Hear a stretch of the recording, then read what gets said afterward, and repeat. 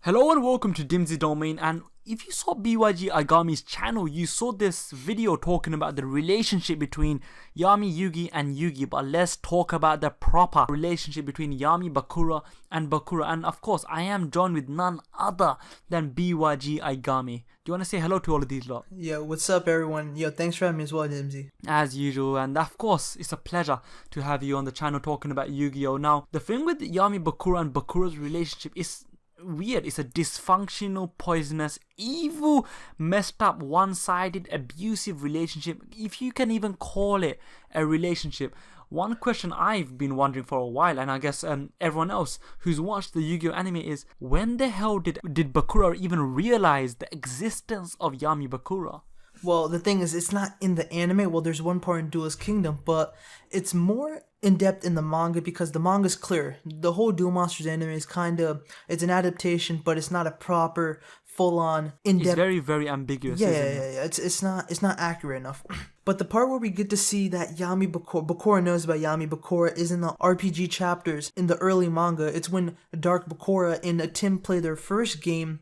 Not the one in Season 5, which all you guys are thinking about. It's where Bakura sort of manipulates that dice roll that Dark Bakura does. And the other part is in Duelist Kingdom. Now, this episode's kind of filler, but take it as a grain of salt. It's when Bakura and Yami are having that duel. The first duel in all the Duel Monsters anime between them. And it's that one part where basically each of them are their own favorite monsters. Yugi's Dark Magician, Joey's Flame Swordsman. I forget what Taya is, and I know that Trishan is the soldier. But it's that portion where Bakura, he's change of heart, and Bakura helps out Yami Bakura with the whole change of heart thing towards the ending, and he sends Yami Bakura to the graveyard. See, that's very funny because, you know, they didn't ever explicitly say or show the struggles, as in explicitly state the struggles that Bakura is facing in the early part of Yu-Gi-Oh, and they did mention it later, and I'll move on to that in a bit. However, like, the relationship already started off on bad footing. It showed that Bakura is being used by his dark side. The Yami Bakura is completely taking advantage, and it's a relationship built on fear, and that's pure abuse, isn't it? It's an absolute abuse. And you really do sympathize with Bakura, saying that, oh, come on man, it's so sad, this is unfair. And you compare him, because you have to compare him between Yugi and Yami Yugi, and it's just the polar opposite in terms of the little bond that Bakura and Yami Bakura have, and the bond between Yugi and Yami Yugi. As we did state in our video, it started off a bit rocky, and then it came to the point, there was this turning point where, alright, cool, Yami starts to trust, and he starts to ask Yugi for advice as well. We never got that with Bakura. Bakura's always been scared to death of Yami Bakura, and Yami Bakura is quite the scary guy. So it's never really progressed. If anything, it always spiraled downwards and downwards and downwards. Because the truth is, Yami Bakura has only been existing, he's only been using Bakura, using the people around him for his own benefit. Likewise, when he released Bandit Keith, he only used it as an opportunity to maybe seal his own soul, a fragment of his soul, into the Millennium Puzzle. It makes you wonder, is it a healthy relationship? It's kind of obvious, but what are your thoughts on the relationship between Bakura and Yami Bakura? Now, Season 1, Yami Bakura gets help from Bakura. But after that, it's on a decline, and Yami Bakura just wants to get away from Bakura. All he wants to do is get all the Millennium items.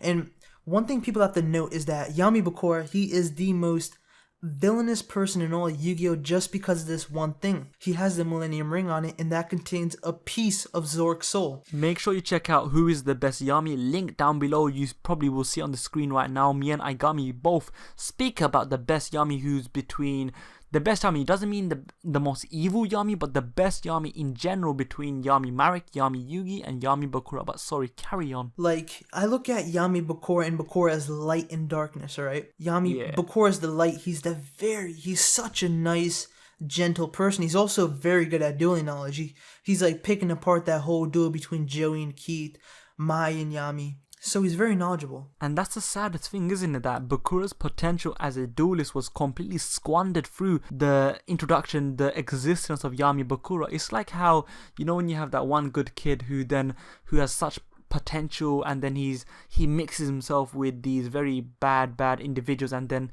next thing you know, he goes on the road of becoming a gangster.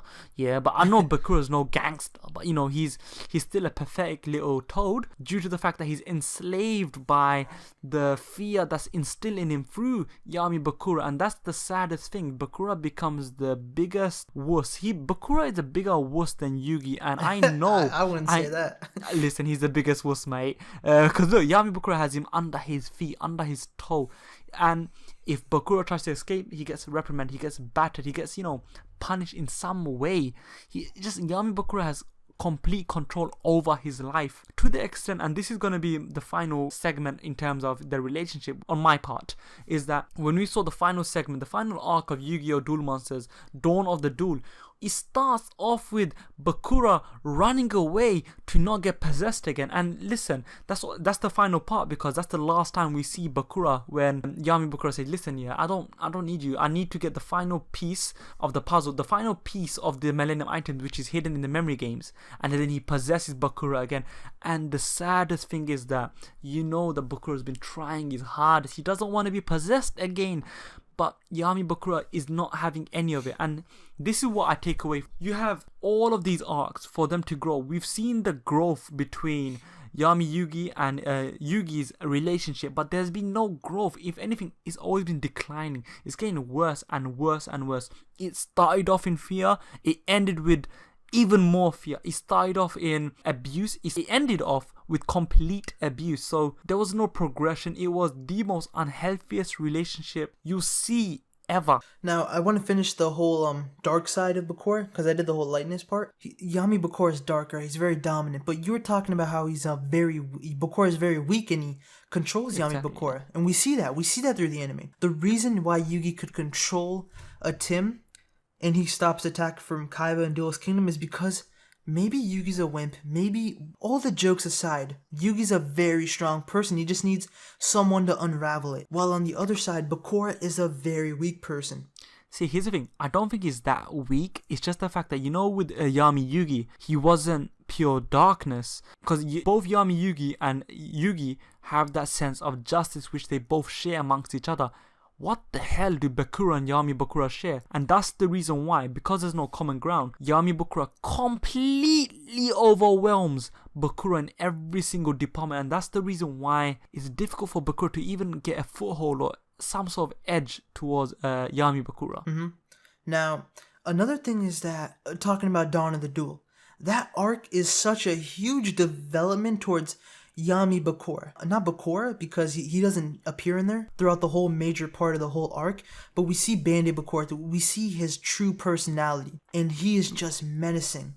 That's when the true darkness is shown. Yeah, the darkness is shown. Like, his backstory was expanded upon and displayed out for all to see, and that justified his complete, not insanity, but his never-ending darkness, his hatred, his evilness in general.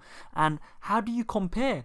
Yes, Bakura might be the light. He might be Bakura Ryou. I think that's what Bakura light is in Japanese. But this light is completely overwhelmed, overshadowed, and eaten up, swallowed up by the darkness of Bakura. And that's why, of Yami Bakura. And that's why this relationship was so one-sided. It was unfair. It was unfair because Bakura had no chance from the get-go. And there's no reason for him to, there's no justification for him to even stand a chance. As I said earlier, there's the common ground between Yugi and Yami Yugi. There's no common ground between Bakura and Yami Bakura. And on that note, I think it's just a way to end it. Because you know why we should end this discussion? It's because it's a tragic tale of Bakura not being able to conquer his dark side. And that's one of the few moments where in anime the good guy did not win. The villain completely won, overwhelmed him, and that's the reason why this video is going to end with, hey, there's no happy ending. The relationship, no, it never got better. It got worse. It got worse and worse and worse. And I agree with you, man. It's just sad because we never got to see Bakura's full potential. And that is the biggest tragedy of them all. Please leave a like, share, comment, and subscribe to myself as well as BYG Agami. Check out the video for the relationship between Yami Yugi and Yugi, as well as every other video that we did. I have them linked in the description down below, so make sure to check it out. You may now exit Dim's domain. Thank you and goodbye.